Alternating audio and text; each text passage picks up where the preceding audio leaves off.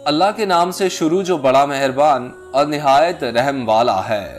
करोड़ों दुरूद नबी करीम सल्लल्लाहु अलैहि वसल्लम पर, जिन पर अल्लाह रब्बुल इज्जत खुद दुरूद भेजता है। हुजूर अकरम नबी करीम सल्लल्लाहु अलैहि वसल्लम ने अजीब बात फरमाई कि जिसने मेरी औलाद पर एहसान किया और मेरी औलाद गुर्बत के बाइस उस एहसान का बदला ना चुका सकी, तो उस शख्स का बदला कयामत के दिन मैं चुकाऊंगा। हिरात में एक सैयद फैमिली थी। खावंद का इंतकाल हो गया तो बेवा फाकों से मजबूर होकर समरकंद हिजरत कर गईं। समरकंद पहुंची तो उनकी बच्चियां थीं, बेटा कोई नहीं था। उन्होंने पूछा, यहाँ कोई सखी है? तो उन्हें मालूम हुआ कि इस शहर में एक मुसलमान और एक पारसी बहुत सखी हैं। तो उन्होंने सोचा कि मुसलमान के पास जाती हूं। जब वो मुसलमान के पास पहुंची तो उन्होंने अपना मामला बताया कि मैं आले रसूल सल्लल्लाहु अलैहि वसल्लम से हूं। खावंद मेरा फौत हो गया है और मैं बहुत मजबूर होकर यहां आई हूं। तो उस मुसलमान ने कहा कि कोई सनद दिखाओ। यहां तो हर कोई कहता है कि मैं सैयद हूं, आले रसूल सल्लल्लाहु अलैहि वसल्लम से हूं। तो खातून ने कहा कि मैं बहुत मुश्किल से यहां पहुंची हूं, जान के लाले पड़े हुए हैं, मैं सनद कहां अपने साथ उठाती फिरूं। खातून मायूस होकर आतिश परस्त के पास पहुंची और उसे कहा कि मैं मुसलमानों के रसूल सल्लल्लाहु अलैहि वसल्लम की औलाद में से हूं, मुझे कोई ठिकाना चाहिए।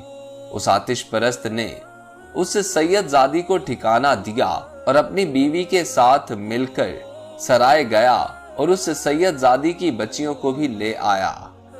उस मुसलमान ने रात को ख्वाब में देखा कि जन्नत में एक महल के सामने खड़ा है और उसके दरवाजे पर हुजूर अकरम सल्लल्लाहु अलैहि वसल्लम खड़े हैं।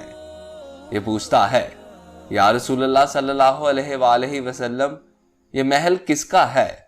तो आप सल्लल्लाहु अलैहि वसल्लम ने फरमाया कि ये एक ईमान वाले का है। ये मुसलमान कहता है कि रसूलुल्लाह सल्लल्लाहु अलैहि वसल्लम, मैं भी ईमान वाला हूं, मुझे इनायत हो। तो आपने फरमाया कि ईमान वाला है तो गवाह पेश कर, तेरे पास क्या सनद है ईमान की? वो कांप गया तो आपने फरमाया कि मेरी बेटी तुझसे ठिकाना मांगने आई, तूने उससे सनद मांगी कि अपनी सनद पेश कर। जब उस शख्स की आंख खुली तो बहुत परेशान हुआ। नौकरों से पूछने लगा कि पता करो बीबी किधर गई? तो उन्होंने जवाब दिया कि वो तो आतिश परस्त ले गया।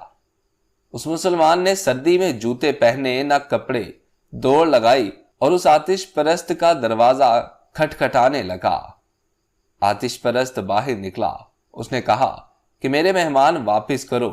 तो उसने कहा कि हुजूर, वो तो मेरे मेहमान हैं। तो उस मुसलमान ने कहा कि मेरा सारा सरमाया ले ले, मैं तुम्हें 300 दिनार देता हूं, मुझे मेरे मेहमान वापस कर दो।